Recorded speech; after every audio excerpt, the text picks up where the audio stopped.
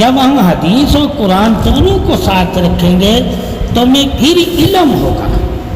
ٹھیک ہے. اب قرآن میں اجتماعی ذکر ہے. کیا ہے؟ اجتماع سب کے لیے. حدیثوں میں فردن تقسیم کی گئی. ٹھیک ہے کہ فلاں صحابی اس دولت کا، اس خوبی کا، اس علم کا، اس بشارت کا، اس قرب کا، اس محبت کا، اس قربانی کا، اس ہجرت کا کیا حق رکھتا ہے. اللہ اس سے کتنا راضی ہوا، اس کام سے کتنا راضی ہوا ہے. قرآن کیا کہہ رہا ہے؟ نیکی کرنے سے اللہ کی رضا ملتی ہے. یہ نہیں بتایا رہا کہ وہ راضی ہو کر وہ اللہ کے کتنا قریب ہو گیا ہے. درجات، قرآن میں درجات لکھے ہوئے ہیں، نبی درجے دے رہے ہیں، نبی درجے بتا رہے ہیں، نبی خوبیاں بتا رہے ہیں. قرآن میں کہا اللہ نے جس نفس کو جو خوبی عطا کی ہے اس سے فائدہ اٹھاؤ. حدیث میں کیا ہے؟ نبی فلاں نفس کو اللہ نے یہ خوبی عطا کی ہے، اس سے وہی کام لینا.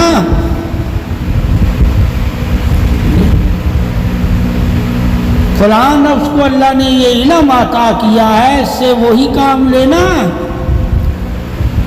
فلاں کو دولت عطا کی ہے، اس سے دولت ہی جا کے مانگنا. یعنی کہ تمہیں پہچان کروائی گئی ہے کہ کون تمہارے لیے کیا کر سکتا ہے. یہ حدیث. پھر کیا تمہیں بتایا گیا ہے کہ اللہ کے اور رسول کے کون کتنا قریب ہے. اللہ کیا کہہ رہا ہے؟ عبادت کر کے، نماز پڑھ کر تم میرے قرب میں ہوتے ہو، میں تمہاری شارک سے زیادہ قریب ہوں، میں تمہارے سینوں میں، تمہارا سینہ عرش الہی ہو جاتا ہے. یہ ساری چیزیں. ٹھیک ہے. قرآن تمہیں کہتا ہے کہ جب تو ایمان لے آتا ہے تو تیرے دل میں نور میرا ہوتا ہے، نور پیدا، میں تجھے اپنے نور سے زندہ کر دیتا ہوں. ٹھیک ہے. اب حدیث کیا کہہ رہی ہے کہ کون نور والے ہیں. اب تو نے تلاش کرنا ہے، نبی سے پوچھنا. اللہ نے غیب کی خبریں نبی کو دی ہیں. یہ غیب کی خبر ہے کس کے دل میں نور ہے. ٹھیک ہے. وہ غیب بتانے میں بخیل نہیں ہے.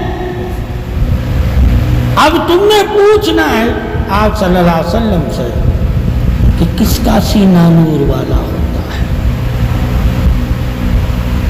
کیونکہ اللہ تو کہتا ہے کہ ایمان والے جو ہوتے ہیں ان کے دل نور سے روشن ہوتے ہیں، نور سے زندہ ہوتے ہیں. میں کیسے جانوں کہ فلاں کے دل میں نور ہے؟ یہ پہچان ہے. وہ کیا ہے؟ فرمان. ایک اللہ کا فرمان، ایک ہے پہچان بندے کی کس کے ساتھ خدا ہے یا نہیں. ٹھیک ہے. اب اللہ کہہ رہا ہے میں ہر جگہ ہوں،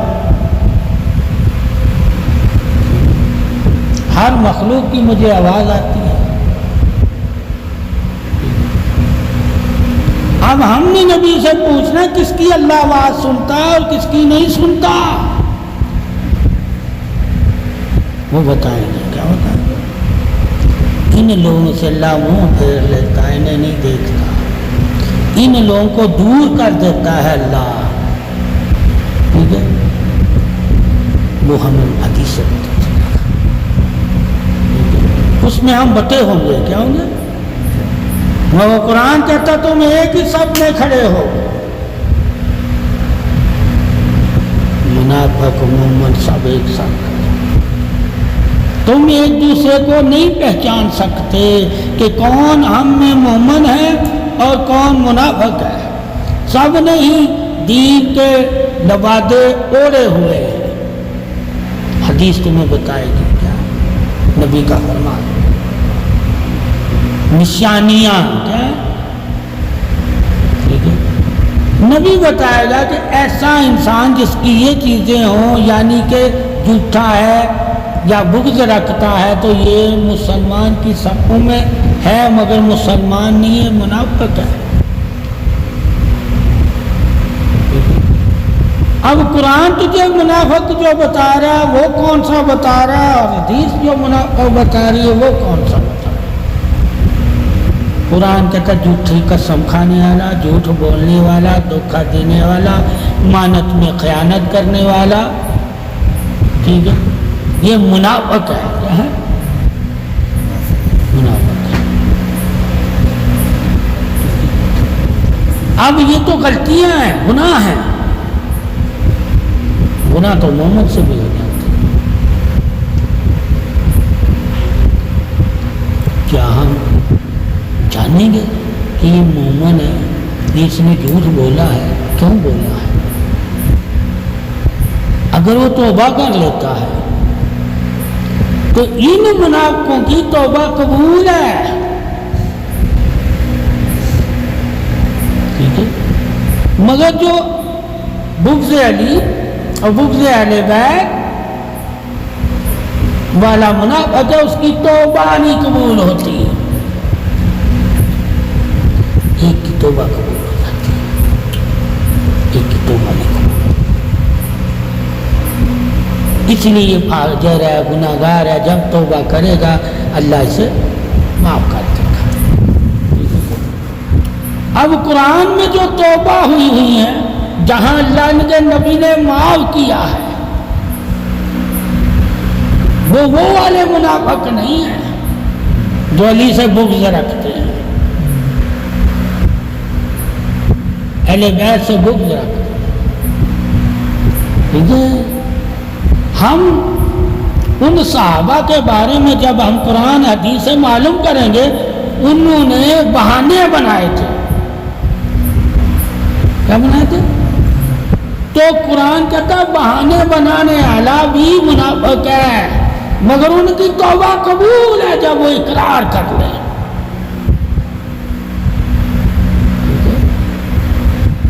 बुग़्ज़ नहीं रख रहा, क्या नहीं रख रहा?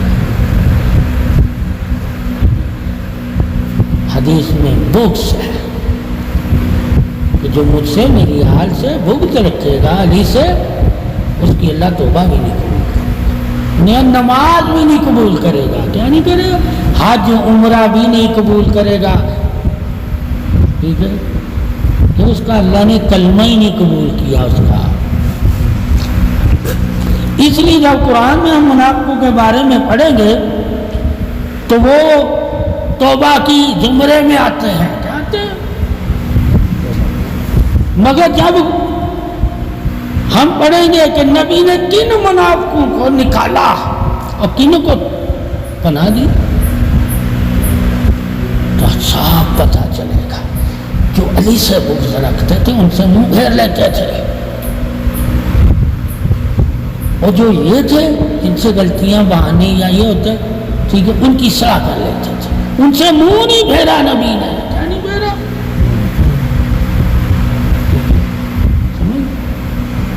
उनकी तौबा कबूल की गई।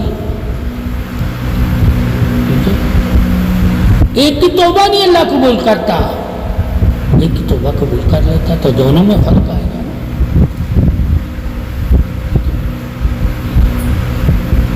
मुनाफिक वो भी है, मुनाफिक वो भी है, कुरान कह रहा है, हदीस कह रहा है, मगर ये बुग़्ज़ अली वाली बात नहीं है। कुरान में उन सहाबा के बारे में ये नहीं कहा ये अली से बुग़्ज़ रखते हैं इसलिए, कहा ये जहाज में नहीं गए मेरे साथ, क्या नहीं गए? इन्होंने जब मैंने आके इनसे पूछा फतह अल्लाह ने दे दी, تو انہوں نے بہانے بنائے، ٹھیک ہے، تو اللہ نے معاف کر دیا نا، ٹھیک ہے۔ پھر جو 3 صحابہ تھے یا 2 تھے، بوڑھے تھے عمر میں، انہوں نے کوئی بہانہ نہیں بنایا تھا، سچ بول دیا، تو آپ نے ان سے منہ پھیر لیا، کہا جب تک اللہ کا حکم نہیں آئے گا تم لوگ کسی سے نہیں مل سکتے۔ پھر ان تینوں کی بھی معافی ہو گئی، کیا ہوگی؟ معافی ہو گئی۔ معافی کس کو ملتی ہے؟ جس کے دل میں محبت ہو، ٹھیک ہے۔ بغض اور محبت اس کا معنی اور ہے، ٹھیک ہے، بہانہ جھوٹ اس کا مطلب اور ہے، ٹھیک ہے۔ اب وہ بہانہ جھوٹ ہے قرآن میں، یہ منافق ہیں جو تمہیں دھوکہ دیں، ٹھیک ہے۔ یہاں محبت اور نفرت نہیں لکھی ہوئی، یہاں دھوکہ لکھا ہے۔ تو دھوکہ دینے والا معافی مانگ سکتا ہے، مگر جو منافق ہوتا ہے، بغض رکھنے والا، اللہ اسے ایمان کا نور ہی نہیں دیا ہوتا، ایک کو دیا ہوتا ہے۔ جب گناہ کرتا ہے، دھوکہ دیتا ہے، تو اللہ ایمان کا نور اس سے چھین لیتا ہے۔ جب وہ دوبارہ توبہ کرتا ہے تو اللہ فرشتوں کو حکم دیتا ہے تو پھر اس میں ڈالتا ہے۔ ایک کو ایمان کا نور ملا ہی نہیں ہے، وہ منافق ہوتا ہے، ٹھیک ہے۔ اور بہانے بنانا اور بہانے بنا کر کسی کو قریب کرنا، یہ اللہ کی رحمت کی دلیل ہوتی ہے، ٹھیک ہے، رحمت کی دلیل۔ اس لیے اللہ کہتا ہے میں بھی بہانے بناتا ہوں تمہاری بخشش کے لیے، کوئی تم ایسا کام کر تو میں تجھے بخش رہا ہوں۔ اب ان صحابہ نے بہانے بنائے، بغض نہیں ہے، یعنی ایک حدیث میں بغض ہے علی کی، وہ قرآن میں بہانے لکھے ہوئے حدیثوں، تو ہمیں حدیثوں کے بارے میں یہ معلومات وسعت کے ساتھ ملے گی کہ کون کس زمرے میں آتا ہے، یہ سب بندی کرتی ہے۔ پہلی سب میں کون ہے، دوسری سب میں کون ہے، تیسری سب میں کون ہے۔ اب جب ہم قرآن دیکھیں گے اس میں کیا ہے، ایمان لائے جو لوگ، حدیث دیکھیں گے تو حدیث میں سب سے پہلے کون ایمان لایا، قرآن نہیں بتائے گا سب سے پہلے کون ایمان لایا، ٹھیک ہے،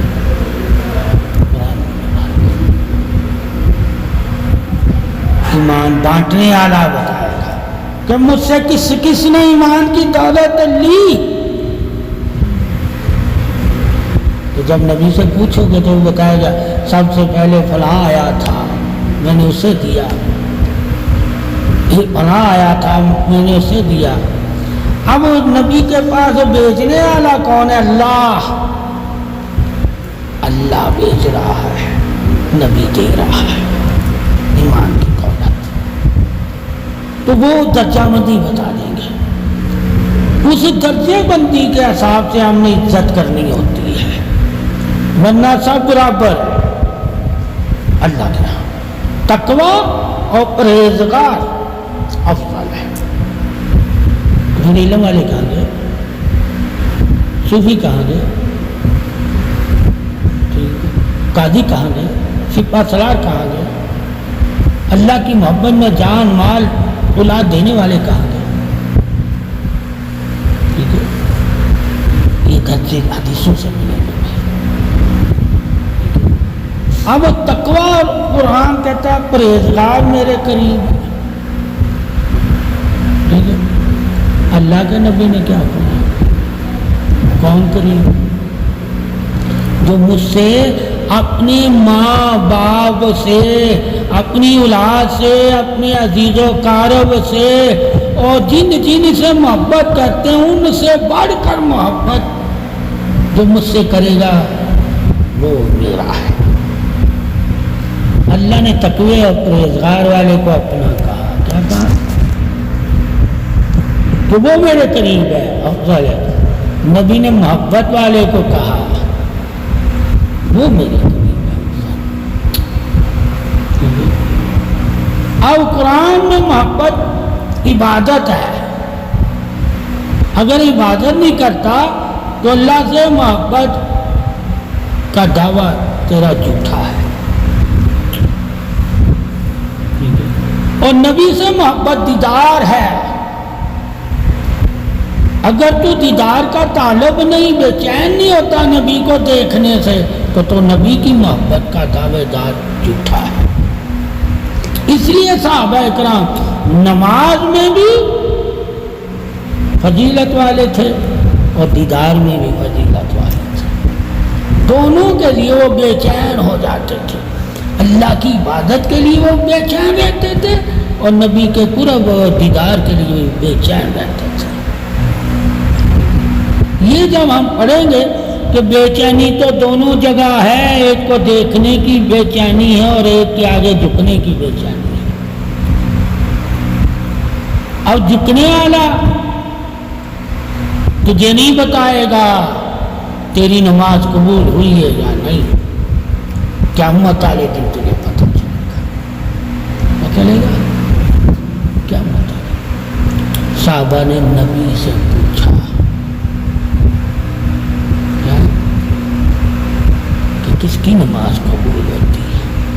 وہ حدیثیں آئیں گی، قرآن نہیں بتا رہا۔ نبی سے پوچھا کون جنتی ہوں گے؟ قرآن نے کسی صحابہ پہ آیت اتری کہ عمر جنتی ہے، عثمان جنتی ہے۔ نبی نے فرمایا، نبی نے، وہ حدیث آ گئی، ٹھیک ہے، کیا آ گئی؟